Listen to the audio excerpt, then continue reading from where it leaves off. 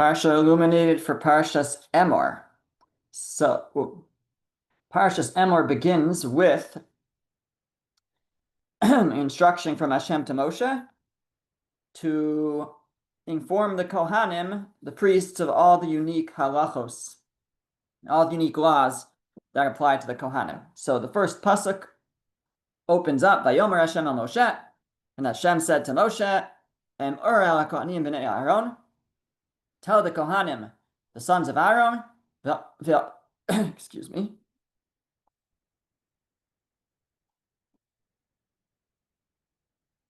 V'amarta alehem, and say to them, L'nefesh lo yitama be'amav, they should not become defiled or impure from a dead person amongst their people. And then it goes on and it says, but to their immediate relatives, they could become tameh, impure. And then it has certain restrictions with regards to mourning and who they're allowed to marry and who they're not allowed to marry. On and on, and further laws regarding the Kohanim. So Rashi picks up on an oddity in the first verse, which is that in the very first pasuk it says, Emor el Kohanim b'nei Aaron, say to the Kohanim, V'amarta alehem, and say to them. Well, that sounds redundant, as my 10th grade Rebbe would say, we have to report that to the Department of Redundancy Department. And it's repetitive. It says twice that he should say to the Kohanim. So what's going on here? So Rashi says, Emor al Kohanim, Emor v'amarta. Say, and you should say. Meaning you're to tell the Kohanim that they should say, and you should say to the other Kohanim. Who? Rashi says, Al-Hazir G'dolim al Ketanim. To instruct the older Kohanim, it would seem, or the greater ones, usually understood to mean the adults, regarding the children, that the adult Kohanim should train their children in these laws. Here we have a reference to the idea of chinuch, of that even when before a Jewish child is obligated to fulfill the mitzvos, but it's proper to train them, and that seems to be what is being instructed over here, is that the Kohanim should instruct their children with regards to the laws of not becoming tameh, etc. Now, the question though could be posed, which is that if we were going to choose a place to teach us about chinuch, about training our children, why should it be here? There are so many choices, so many options throughout the Torah, so many mitzvos where we could say, tell the so-and-so to tell their children. Why specifically when it comes to the Kohanim do we find this instruction? Furthermore, the Aznaim LaTorah, Reb Zalman Saratsky asks that we find other places where we have a similar language of the sages where actually they do seem to be instructing us regarding chinuch of sorts. So, for example, he says, when it comes to eating certain things, it says, certain forbidden things, it says, lo so chilum, don't, it sounds like almost feed them, meaning you can't even feed them to your children, and that's indeed what Chazal say regarding that. The sages say lahazir gedolim al ketanim, a similar thing. So this is unique in that it's instructing in a double language. While there are other places where chinuch comes up, where training comes up, don't feed your children not kosher, but it doesn't. It just says, speak to them, and it doesn't have this language. Just think this double language. Say to them to say to them. Now, just think about that now. That's actually, there seems to be an obvious answer to that, which is that those examples are not instructions of what we're to tell our children, rather what we are to feed or not feed them. So it says it with regards to shrutzim, which are like rodents and bugs, and it says it with regards to blood, not consuming blood, don't feed it to your children either. So there it makes sense that it doesn't say to say to them because it's not telling you what to say to them, it's just telling you what to feed them. But then we could still go back to our first question, which is why does this stand out in terms of where we're to be of all the places to discuss, to allude to the idea of training our children of chinuch, why is it in this context? So the Aznayim LaTorah, Rav Zalman Sorotzkin suggests that we have to realize that really there are two primary ways that our children receive their chinuch, their training.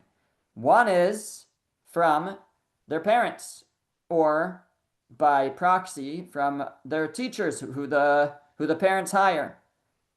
That's one way that our children learn. And the other way is from the streets, from the environment, from the people that they interact with. And there are many teachings in the sages about being careful about our surroundings, the environment we place ourselves in or place our children in, because that is a major influence. The environment that we are in has a major influence. And so we want to put our children in a positive environment, in an environment that supports what they are doing, what we are trying to train them to do. So when we want to train our children in the ways of Shabbos, so we want to surround them with others that are keeping Shabbos. If we want to train them in how to dress properly and like Jewish children, how to daven properly, how to pray properly, we want to surround them with people who are doing similar things. Otherwise, they are very easily influenced by the negative influences of an environment of other people who are not acting in that way. That's in a general sense. But if we surround our children with people who are acting in completely different ways than us, then it puts them at risk of being influenced, of being mocked, of being, driven away from what we are trying to train them to do. So we have to be very careful about this. Now, we can do that for Shabbos or for wearing tzitzis or whatever it might be. We can surround our children we can surround ourselves with families that are doing similar things. However, says Rav Zalman Sorotzkin, if you were a Kohen and you had unique laws that only you have, that other Jewish children are just not keeping. The other Jewish children may want to go play in the cemetery or become tamei from creepy crawlies, which the prohibition here isn't that, but it seemingly would extend that Kohanim should be very careful about any type of tumah, I would think. But whatever it might be, there are unique halachos unique laws for Kohanim, and you can't live in a just Kohen society. You live in a Jewish society, but that's not going to be enough. Therefore, it says Emor ve'amarta, which he's reading now to mean say to them and then say to them again, meaning it's going to take reminders. It's going to take driving it home, because at the end of the day, those around them are not acting in the same way. And therefore, Emor ve'amarta, therefore it's going to take extra teaching, extra instruction in order to train them, to be mechanech them in this path that's different than those around them. And the truth is that this applies to all of us, because as much as we want to surround ourselves with positive influences, but there are negative influences out there, and sometimes it takes Emor ve'amarta. It takes to say and then to say again, and to keep reminding our children of what's a proper path to choose, what is a proper way of life. So that also would explain why the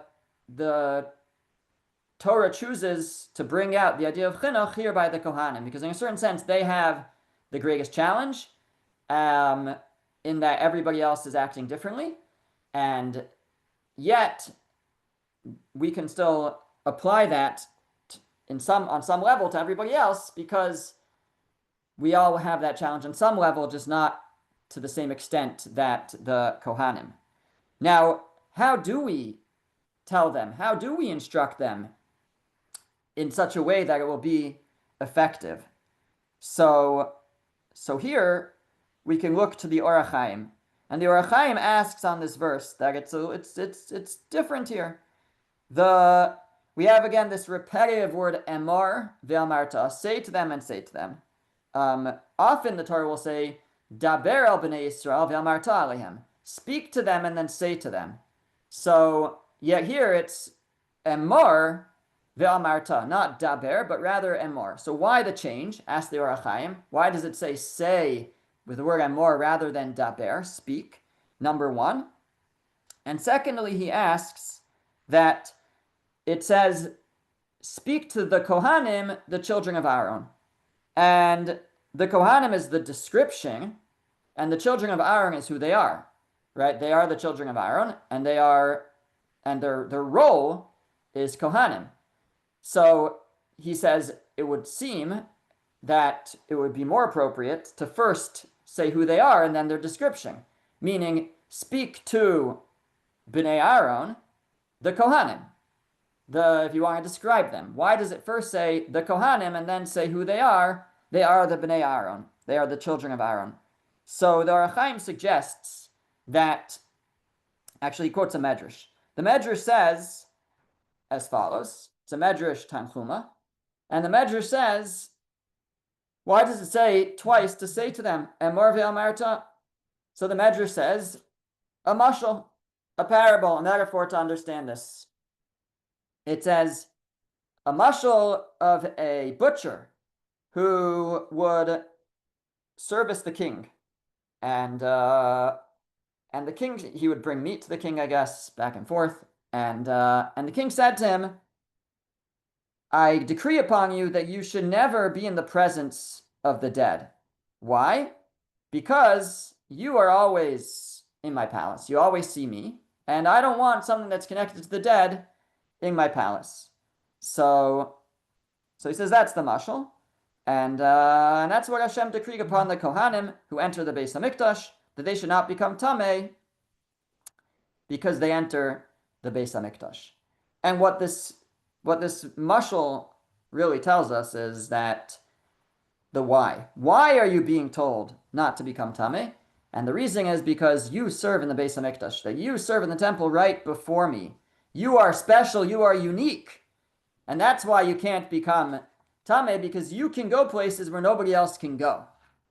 And he says that the word Emor sometimes can mean a language of like praise and closeness. Like we have a pasuk, it says, well, he doesn't say this exactly, he says it very, he doesn't go into detail, but this seems to be what he's saying, that the word, says the Orach Chaim, he says that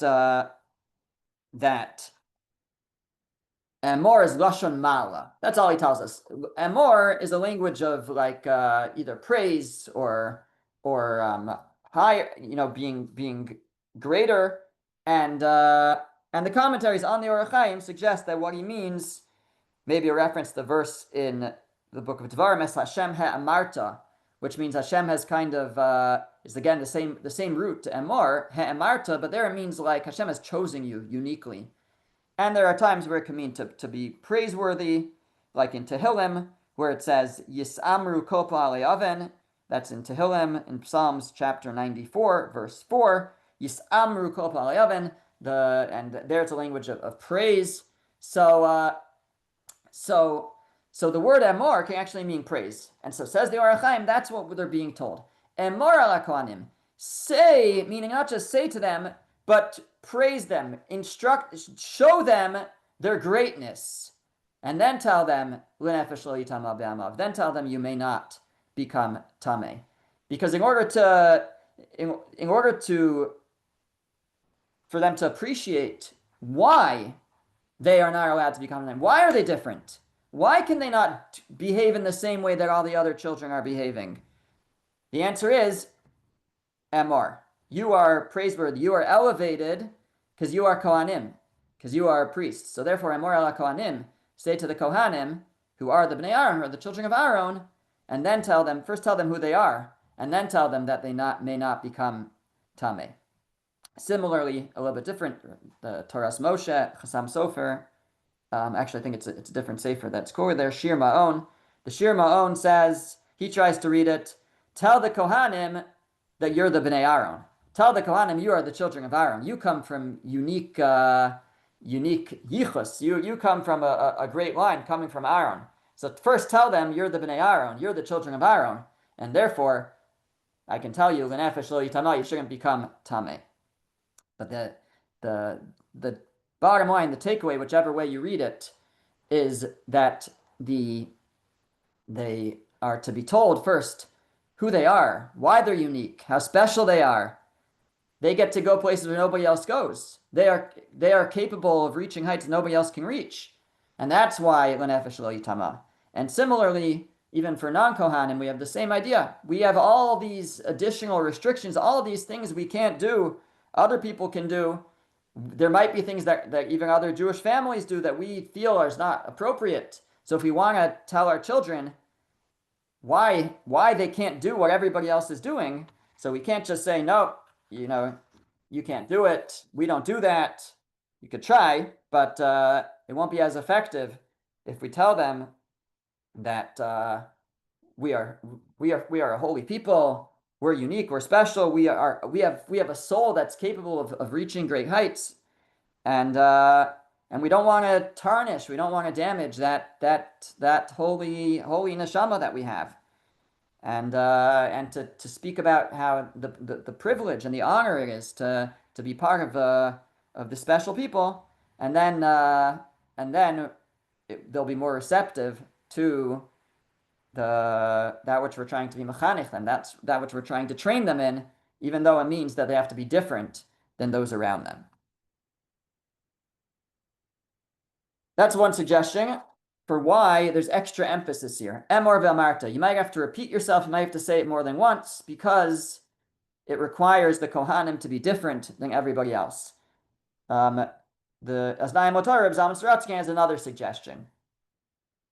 The second suggestion is, why do we need special instruction for the Kohanim, Emor ve'amarta, repetitive, drill at home, is because what are we telling them to do here? We're telling them that you cannot be involved in burying the dead. Now, burying the dead is a mitzvah. It's a great mitzvah. And if you're involved in burying the dead, then while you're involved in that osik, the mitzvah, patraming a mitzvah, you're involved in this mitzvah, you're exempt from other mitzvahs. You're exempt from tefillin, from shema, from davening.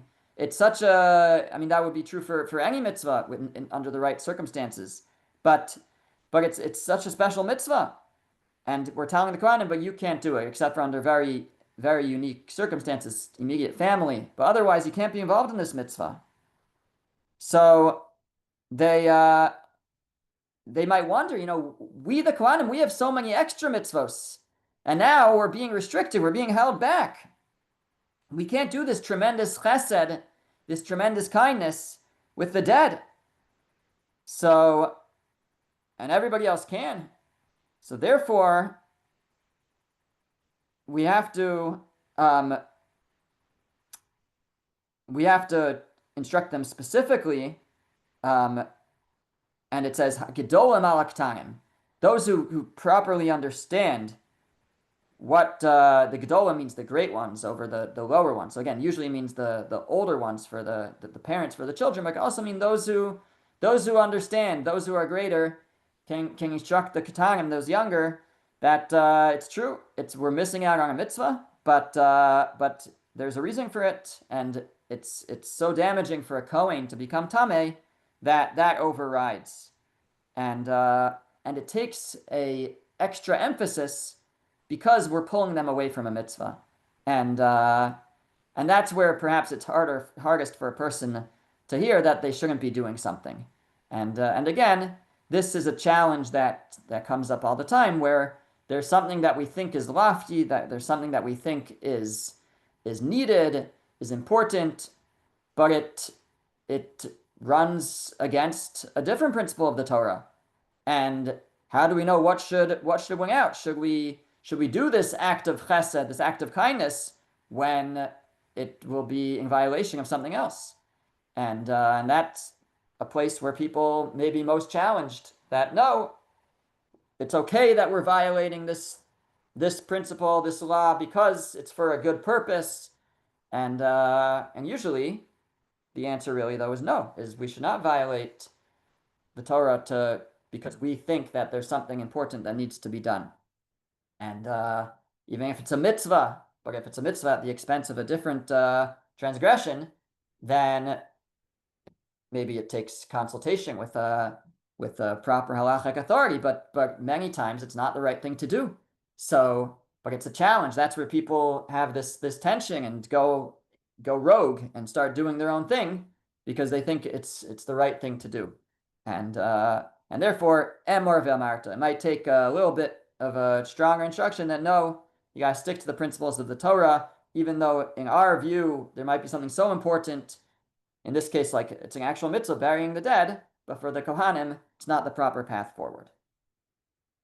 Okay, moving ahead in the Parsha. So later in the Parsha, after we have all the laws of the Kohanim, or many of the laws of the Kohanim, so towards the end of the Parsha, we come to the section of the Moadim, of the holidays, the festivals. And in chapter 23, Perek Chaf Gimel, it opens up and it says, Vayidaber Hashem Moshe Emor. Hashem said to Moshe, saying, Daber al b'nei Yisrael, speak to b'nei Yisrael, speak to the children of Israel, ve'amarta alehem, and say to them, Moadei Hashem asher tikru osam mikrai kodesh elehem moadai. The appointed holidays that you shall designate, these are my appointed holidays. Sheishas yomim ta'asem melacha. For 6 days you shall work. Uvayom hashvi Shabbos, Shabbosam Yikodesh. On the 7th day will be Shabbos, a holy occasion where you cannot do work. And then it says again at verse 4, these are the appointed holidays which you shall designate at their appointed time. And it goes on and describes all of the Yomim Tovim, all of the holidays. And Rashi wonders, because we started saying that we're going to talk about the Moadim. Is Shabbos a Moed?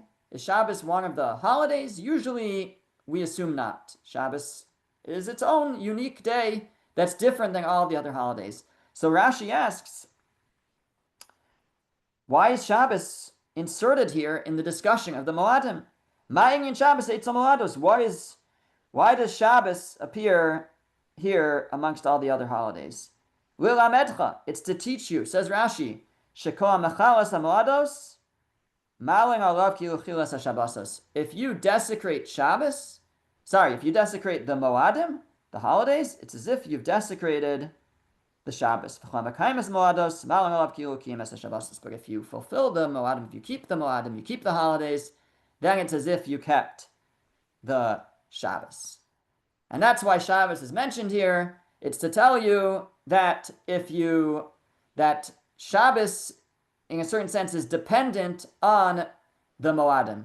If you keep Shabbos, but you don't keep the Moadim, don't keep the holidays, you have not really kept Shabbos. That's what Rashi says. And the question is why? What does one have to do with the other? Why is my proper observance of Shabbos, dependent on my proper observance of the Moadim? So different commentaries offer different approaches. Rav Moshe Feinstein says as follows. He says that Shabbos is the declaration of our emunah, our faith, that Hashem created the world. That's what Shabbos is. That Hashem created the world in 6 days, and on the 7th day he rested. Shabbos is where we remember that Hashem is the creator of the world.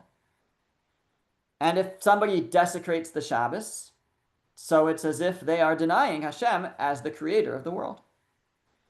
What are the Moadim? What are the holidays? What are they about? Says Rav Moshe Feinstein, the holidays are the declaration of our faith in Hashem's hashgacha, Hashem's control, Hashem's involvement in the world. That he overrides nature when he wishes, that he's involved in this world.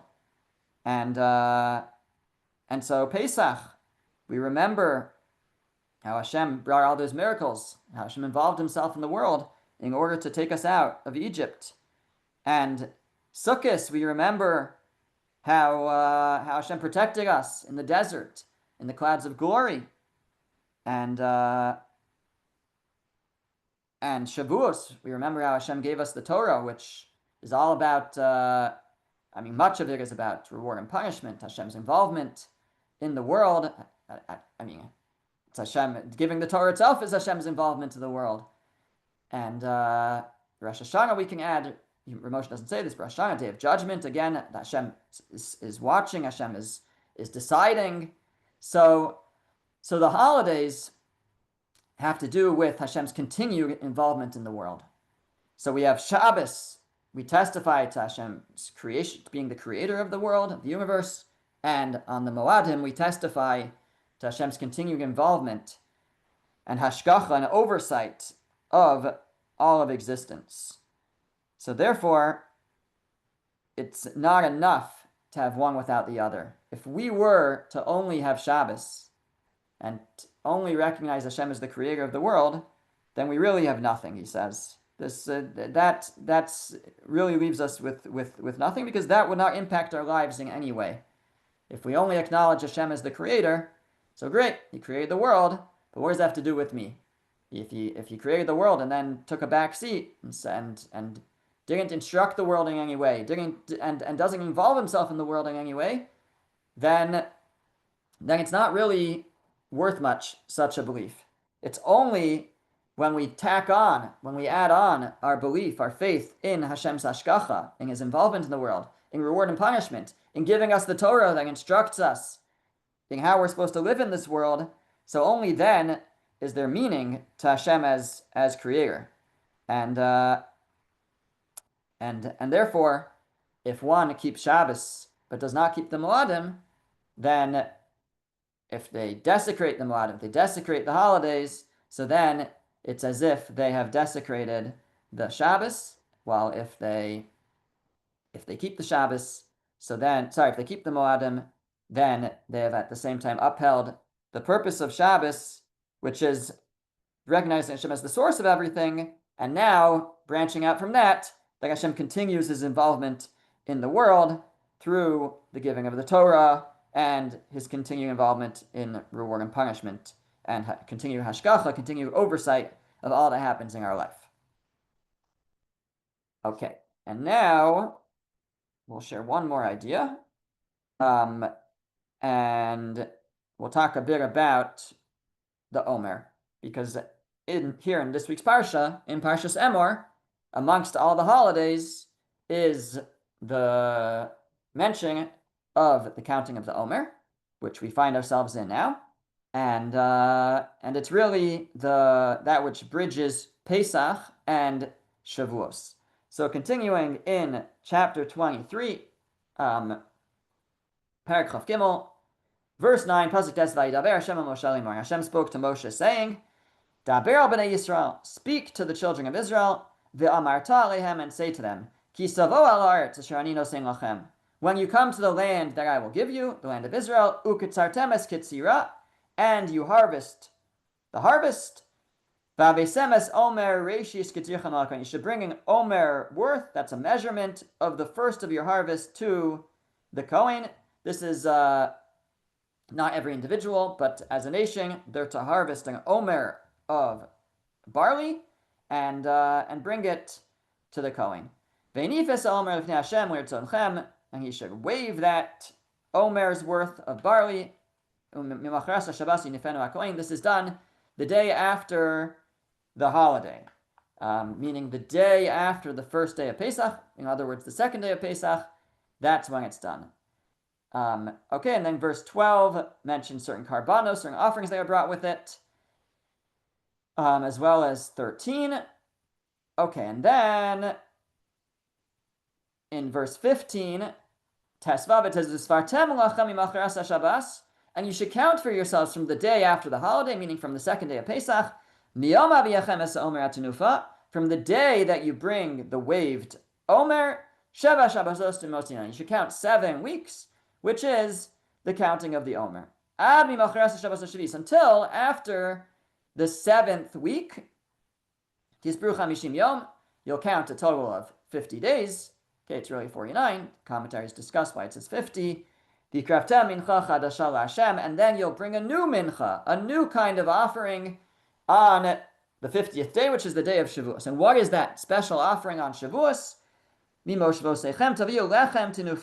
You're going to bring bread. That's waved again. So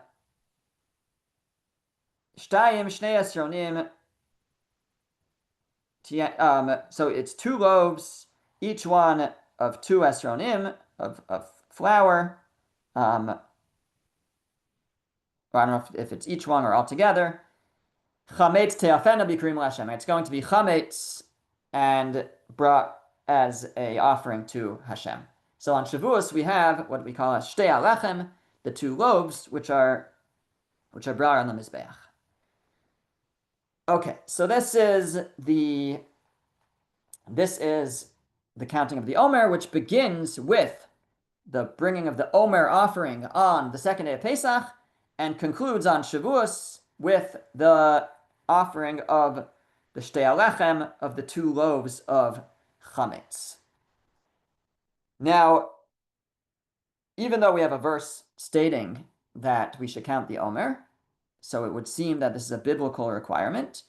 According to many, it's a dispute among the commentaries. According to many, nowadays the obligation is rabbinic because we don't actually have the offering. When we had the offering of the Omer, then it was a biblical obligation. But nowadays that we don't have the offering, the counting of the Omer is a rabbinic obligation. That's what most hold. There are those who hold that even nowadays it is biblical. Now, one of the halachos that's associated with counting the Omer is that when one counts the Omer, they are to do so standing up. You're supposed to count the Omer standing up. Where does that come from? So, it's very fascinating. It comes from a verse in Parsha Re'eh, which is in Sefer Dvarim, and there again it talks about the Omer, and there it says as follows. It's the last source on the source sheet. It's in chapter 16, verse 9, Shiva Shavuos Tispar Loch. You should count 7 weeks. Mehachel Chermesh Bakama. When do you count? From the time the sickle is first put to the standing crop. Tachel Ispar Shiva Shavuos. You shall begin to count 7 weeks. So you count the Omer from the time that the sickle is first put to the kama, the standing crop. That's when you should count. And the Rishonim, the Rush, others quote from a brisa, from a chazal, from a statement of the sages. I think it's not so clear where it is. It's maybe Midrashim. That says as follows. Al tikri bakama ela bekoma. Don't read it as bakama, the standing grain. Rather read it as upright, bakoma, standing upright. That's how you should start to count. That's how you should count. So I guess you're reading as for 7 weeks you should count me'achel chermesh, from when you start the sickle.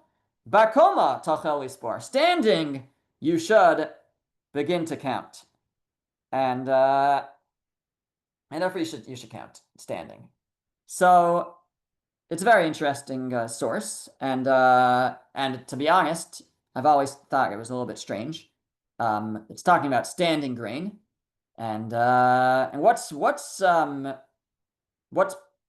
prompting the sages to say that we should don't read it as bakama, but read it as bakoma, read it as standing. And it doesn't actually say that. It says bakama. It says standing grain. So it could be there's something extra here. They feel it's an extra word, and it requires further explanation, and therefore or further elucidation. But perhaps also there's a message here that they want to bring out, and this is an idea that I saw in Mayim Beis HaShoeva from Rav Shimon Schwab, and Rav Schwab suggests that what the sages are teaching us here by using this verse as a source that one should count standing, like the standing grain, is that a person, when they count the Omer, should view themselves like that standing grain that was just cut from the earth. Like that kama, like that grain, that standing crop that just had the sickle put to it and it was cut from the earth. What is the significance of that? So it's what it represents. It represents that we want to view ourselves as separating, as cutting ourselves off from the earth, from that which is earthly, that which is mundane, that which is gashmi, physical, material, and to attach ourselves to that which is more lofty, more elevated, and more spiritual. That when we count the Omer, we're to imagine ourselves like a stalk of grain. Stand up straight, count as if you're that stalk of grain that's being cut from the earth. And why? Why are we to view ourselves this way? So it fits really into a general idea that we talk about when it comes to counting the Omer, and that is this bridge between Pesach and Shavuos. Because on Pesach, we certainly don't bring an offering of chametz, but we don't even ourselves eat chametz. We completely separate ourselves from chametz. And yet, then we arrive at Shavuos, and Shavuos time, we actually bring an offering of chametz. And what is this process that we're going through? And the process is that on Pesach time, we need to cut ourselves off, separate, restrain ourselves from the material, from this earth, from really, we train ourselves to be able to hold ourselves back from foods that we generally enjoy, bread and cookies and the like. Pesach food is great, but there's a reason we don't eat it year round. So on Pesach, we separate ourselves from indulging of certain pleasures of this world. Yet when we get to Shavuos, we say, go ahead, cheesecake all the way, right? Okay, there's no restriction of cheesecake on Pesach, but we even take chametz, and we not only are we eating chametz, we're putting on the mizbeach. And the process that we go through is a process of first separating and then reintroducing. And this ties in, I believe, to last week's Parsha. Last week's Parsha, Kedoshim to you. You shall be holy.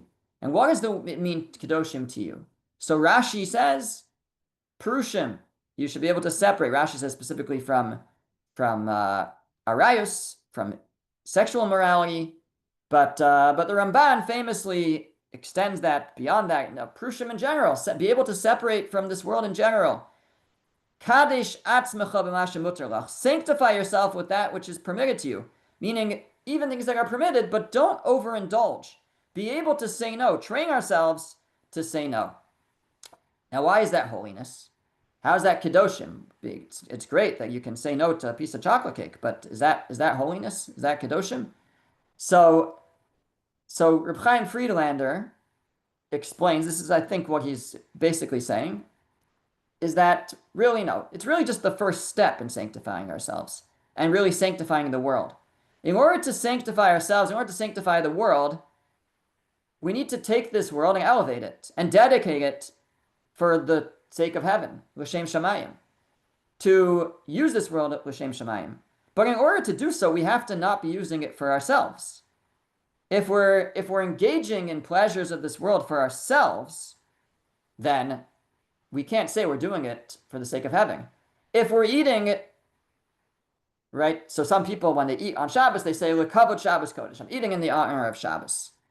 Well, are you? Are you eating in the honor of Shabbos, or are you eating because you really enjoy this food?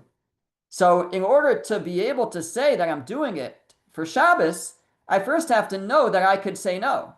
I don't need the food for myself. I'm capable of holding myself back. Once I can be porish, once I can separate myself from it, so then I can go back in and say, now I'm going to do it for the sake of heaven.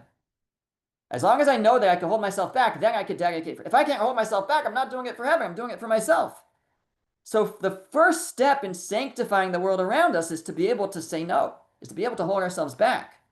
That's Kedoshim to you. Be holy by first being Prushim, first being able to deny ourselves the pleasures of this world, and then we can re-enter with the right attitude, the right direction, and sanctifying, do it l'shem shamayim, engaging it l'shem shamayim. It could be that the l'shem shamayim, the sake of heaven, is I want to be able to appreciate Hashem's goodness. I want this delicious steak on a Tuesday night, a Wednesday night. There's no mitzvah, right, tonight to eat steak, but I want it because I want to appreciate the goodness of Hashem. So that could be l'shem shamayim if it really is. But a person first has to have the ability to say, no, I don't need it for myself. And then maybe they can dedicate their actions l'shem shamayim. It doesn't only work in the realm of eating. It can work in many different fashions. But that is the process, perhaps, that we go through from Pesach to Shavuot. Pesach, we say, I'm going to separate from the materialism of this world. That's represented by chametz. And then, once I know that I don't need it, I can be without it, then I can slowly re-enter, slowly reacquaint myself with it, but l'shem shamayim. For the mizbeach, the chametz is going to go on the mizbeach. It's for the altar of God. It's for the sake of God. And that's also what we're to imagine when we count the Omer. Says Rav Schwab, when we count the Omer, we're to view ourselves, to remind ourselves that we want during the Omer, we want to develop our ability to cut ourselves off, continuing on that theme of Pesach, to cut ourselves off from the earthly pleasures of this world, to be able to say no, and to be able to deny ourselves those pleasures, to separate ourselves, to cut ourselves off from the earth, but only then to be able to grow and elevate ourselves and to be able to sanctify all these amazing creations of Hashem and experiences that we get to have in life, which are tremendous. But if we want to make them holy, truly holy, then they have to be done for the sake of heaven. And that's what we build up to. And we go up to Shavuos. We count up to Shavuos, where we are given the tools. We're given the Torah, which gives us the tools to sanctify the world around us.